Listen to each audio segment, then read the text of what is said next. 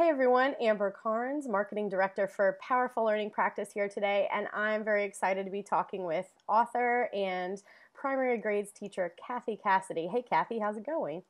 It's going great. How are you doing? I'm doing great. So we're here today to talk about your book, Connected from the Start. And it is our bestseller at Powerful Learning Practice, and we love that your book has made such an impact. Can you tell us a little bit about the book and how it came to be? Why did you write it? Tell us the story. Well, it was never on my bucket list to write a book. That was never something that I thought I would do. But after I had started blogging with my students, and at the time when I did it, there was nobody else that had blogs with primary students. And so as time went on, and I started to see people were following my example, and people were doing this also, and then I follow a lot of people on Twitter who do that with primary kids. And I got thinking, this is a story that needs to be told. And so I was also being sort of nudged by John Norton, who is the editor of my book. And he was sort of saying, Kathy, you need to write a book. And finally, I decided that this was my story to tell. And so I should be the one to tell it. Definitely. It's always more powerful, I think, when it comes from experience, right? So, Yeah. why do you feel that it's so important for young students to be global learners from the start, as it is in your book title?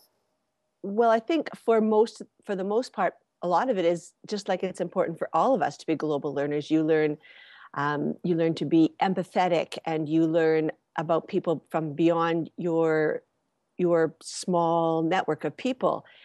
I think social media and technology are already a part of my students' world by the time they come to me, and I think that I want to teach them how to do it in a safe way, how to nurture it. They know how to use it to have fun.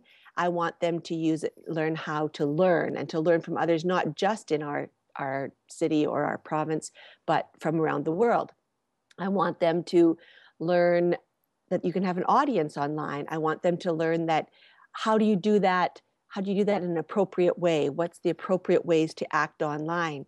And how to create a digital footprint that they will be proud of later on. I want them to learn how to communicate. And then there's all that serendipitous learning that happens when you are online that you didn't know that you would learn.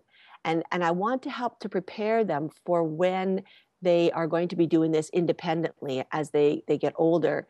I know that they're going to be doing it, and I want to have them to have had that experience in my classroom so that they can look back and think, oh yeah, that's what we did. And that's the way to do it. Mm-hmm. So you use digital portfolios and Skype and lots of different types of technology in your classroom with your students. Can you tell us a few favorite stories or examples of learning with your connected kids? Sure. One of my very favorite stories is something that happened very early in our connecting. The first class that we found that had a blog, and this was 10 years ago. It was a kindergarten class in New Zealand, and so we regularly checked their blog, and they regularly checked ours. And we were learning about volcanoes at one point, and when we posted pictures of the volcanoes that we had drawn, and my students were stunned when we got a comment back from New Zealand that they had a volcano. And later we saw on their blog that they had a little field trip down to the beach, and they saw this dead shark. And my kids are prairie kids. They have no concept of volcanoes or of sharks. And to them, to think that here were these kids that were just like them in so many ways, but that they had this experience was phenomenal. And that's one of the things that really hooked me into this whole global connecting kind of idea. So that was long ago. This year, we're connecting with another class who's actually in Canada, but it's another 1-2 class.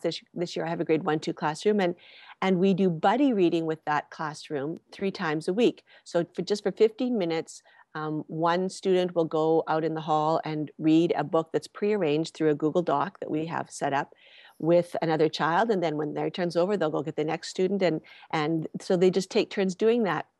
And what we both love about it is that kids that we didn't think would participate in that are participating in it and wanting to be part of it. Kids who maybe have an emotional difficulty, or children who are pre-readers, they just get a buddy, but they want to be part of that, even though we thought they might not want to. So it's one more way that we can hook them into the reading process and the sharing process.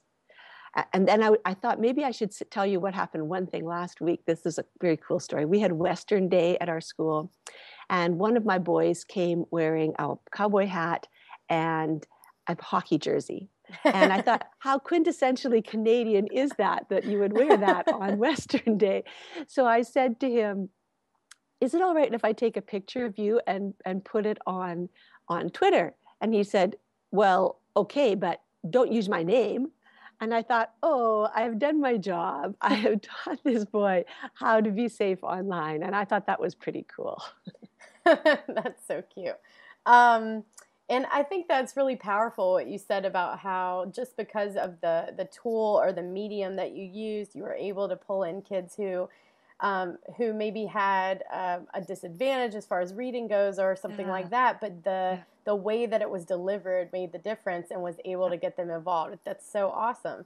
Yeah. So for teachers who would like to bring more technology into their classroom, whether they're a primary grades teacher or not, what's a good first step for maybe dipping their toes into the water for folks who maybe they don't feel as technologically fluent as they'd like to be, or sometimes their kids know more about the devices than they do. Yeah. What's some kind of good first steps for doing that? Well, when I started, I was definitely not technology fluent, and I usually still feel like I'm not, to tell the truth. But I've seen the power of making this work. And so I think that the best thing is to just start with one very small thing. You don't have to do it all. You just pick one small step and say, okay, this is one thing I can do to put technology into my classroom. Or this is one thing that I can do to make my classroom a more inclusive environment for global learning, or whatever it is. Just pick one small thing that seems doable to you. You don't have to do it all. You don't have to be the hare. You can be the tortoise. You just take one step. And that's what I did. Now I do a lot of things, but I didn't start with all those things. I took one small step and that worked. And so then I took another small step. That's the best advice I think I can give. What are maybe one or two little examples of what those small steps might be, like a first tip for somebody? A first tip might be, if you think that maybe a blog is what you might want to do, why don't you start by looking at some blogs and see what's available out there? And then see what you might like to put into your classroom. If you think that maybe you could try Skype, because that doesn't involve so much, but you don't know who to connect with, try registering for Skype in the classroom and poke around and see who else is on there, and contact somebody to see if they're interested in Skyping just one time into your classroom. Or Skype with an author. There's a Skype with an author network, and you can find people that would be willing to come in and answer your students' questions. Start with some small step like that. Yeah, that's a great idea. And I think that's those like practical examples. And you give tons of this in your book about ways that you can use technology and the internet and connectedness to help students learn and for better student achievement, which is, I think, what all teachers want, right? So absolutely. Well, thank you. We're going to wrap things up with one more question. Just what's one final piece of advice you'd give to anybody watching this video? I think if someone is just starting out and they don't have a network of people that they can go to, then it's important to somehow start that. So you need to go to Twitter or to Facebook, or just looking at blogs. And you don't have to spend a lot of time doing this. If you just take 5 minutes 3 times a week and just say, I'm going to look at what some people are doing. And just, looking at one blog will give you links to other blogs and to other things, and just follow that along. Do that, 5 minutes 3 times a week. That's doable. And then start to think about what what might you what might you want to do, and see what your first steps and how you can get involved and get that network of teachers that can support you and can support your students so that your students have a learning network as well. Yeah, so important. Thank you, Kathy, for your time Pleasure. today and for the wonderful resource that you've created for all of us. You can find out more about connecting with Kathy in the links that accompany and the post that accompanies this video. And we'll also link to her wonderful book, Connected from the Start. And I hope that everyone enjoyed Kathy's wisdom today. Thanks for your time, Kathy. You're welcome. I hope it was wise. All right. Have a great day. Bye. You too.